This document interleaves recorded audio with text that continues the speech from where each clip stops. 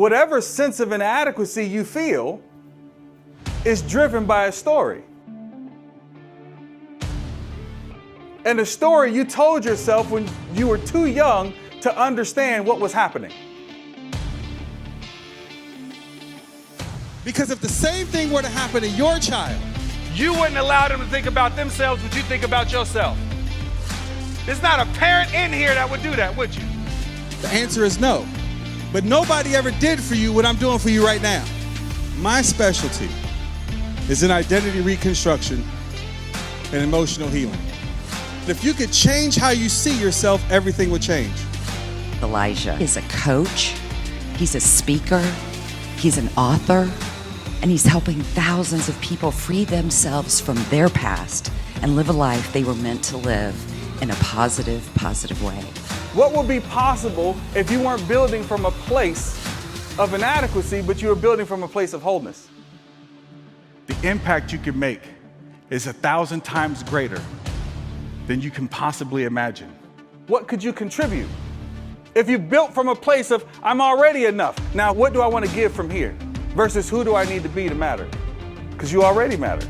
Children are meaning-making machines. Some of you are holding on to meanings, and I'm not saying what happened to you didn't happen, but what I am saying is that the meaning you took away from what happened to you didn't happen.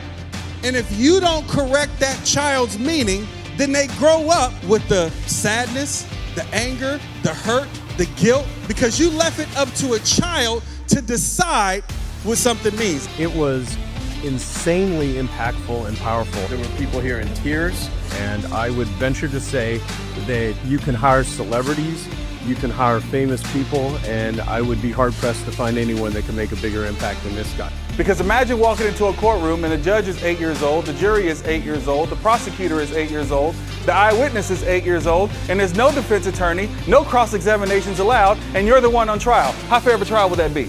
I'm saying that because everybody in here has convicted themselves, judge, jury, and executioner, that they're not worthy, that they're not deserving, that they're not good enough, solely based on the eyewitness testimony of a child. So go back and get rid of the stories. It's okay. You don't need to cling on to that. But the reason why you're clinging on to it is because you don't know who you are without those stories. And I'm telling you, that's the best part. Go back to who you were when you were free. Because in that space of letting go of the stories, you're now in a space of complete creation, and life starts to get fun.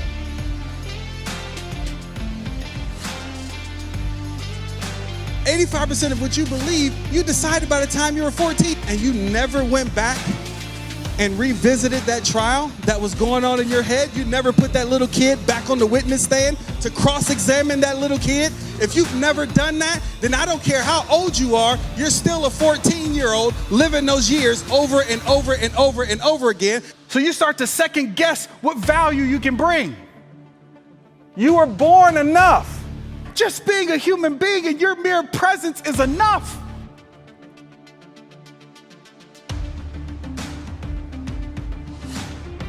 My point is this.